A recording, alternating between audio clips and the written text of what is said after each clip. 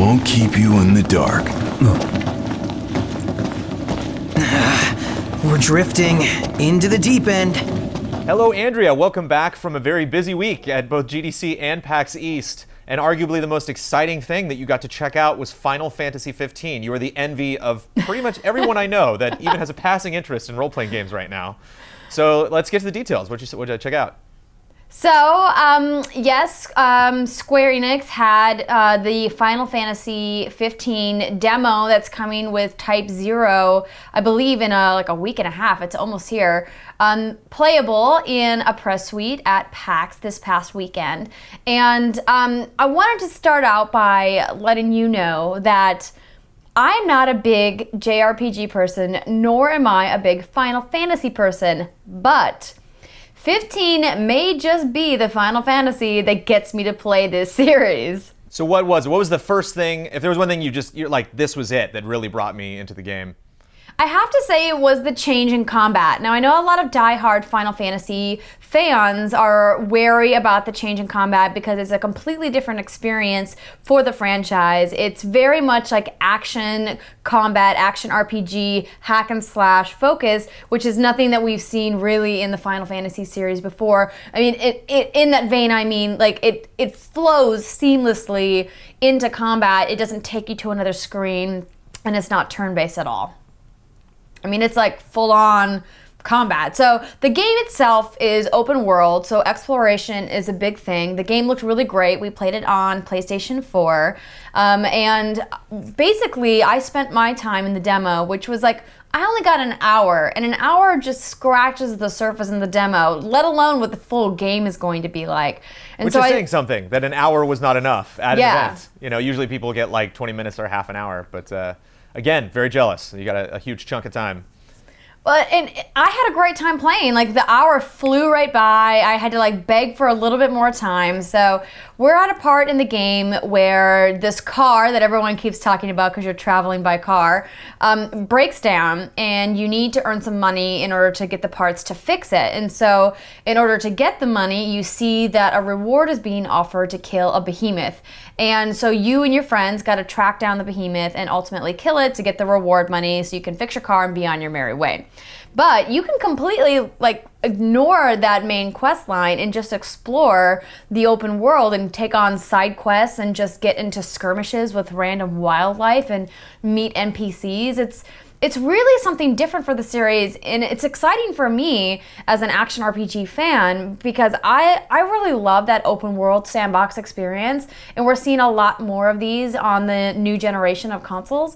And I think that this is a departure from traditional Final Fantasy in a way that's going to potentially reach out to people like myself who haven't been drawn into the franchise and get them excited about it. Did you play Dragon Age last year? Yes, I played a lot of Dragon Age. Are those, you're one of those people. Like I'm everybody. one of those. Are these games comparable at all? Like, for someone else who's not, that familiar with the Final Fantasy games, this might be the one that gets them into the series? Like, is there any comparisons you can draw between the combat or the way the world is structured?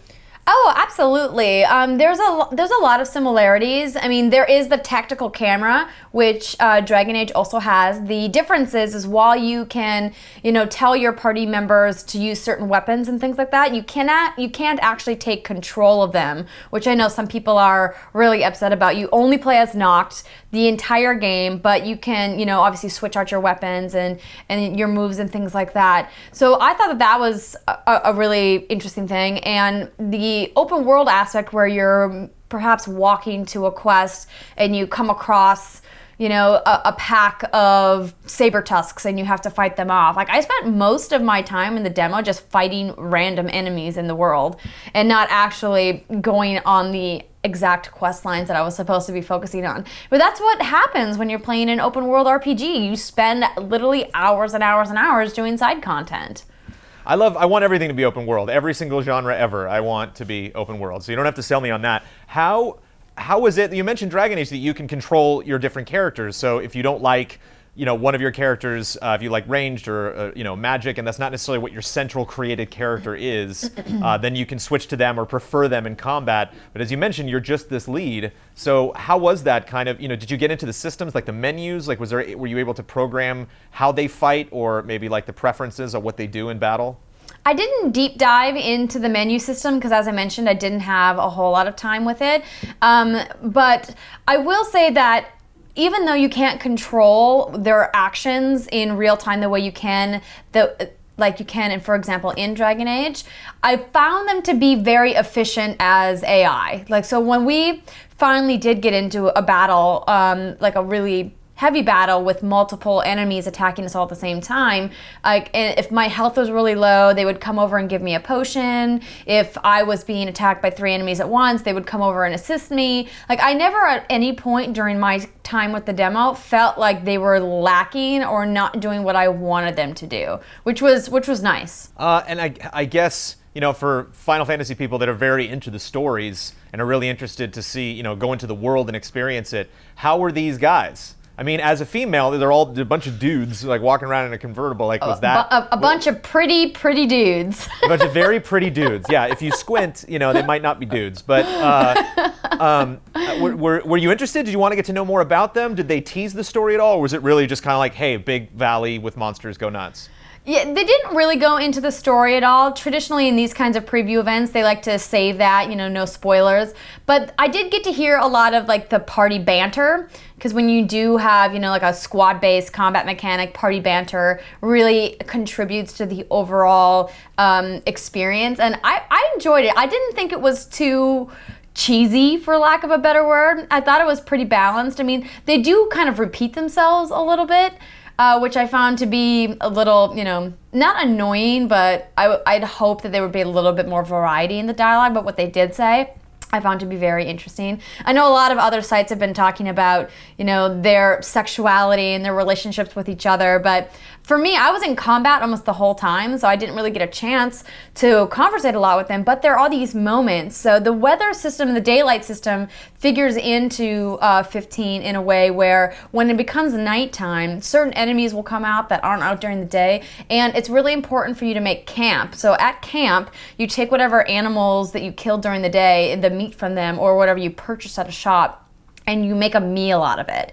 And then whatever that meal is that you and your buddies eat gives you certain buffs for the next day. And so that allows you to regroup. And also, while you're at that campfire, that is when you level up and put points into the skill tree system. You can't actually do that during the daytime. If you die during the day, you will lose those experience points. So it's really important to make sure to always be camping. But if you don't camp ever, you'll get to see certain enemies. So it's like a balance. It's kind of like a balancing act, deciding when you want to camp and when you don't. And really just keeping track of where you are in your side quest, because there was a side quest that I started and then kind of went off on a tangent and got distracted, and I went to go camp, and it wiped my progress on that side quest, and I had to start over.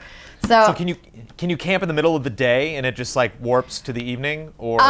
I didn't try to camp during the middle of the day. It's possible, maybe. I would have to get back to you on that. But there are only certain locations on the map where you can camp, and I had gotten really close to the end of this quest to kill this behemoth, and the game kind of prompted me hey, you should go back and regroup and get all your potions and stuff together before you take this enemy on, kind of signaling, hey, it's a really tough boss fight.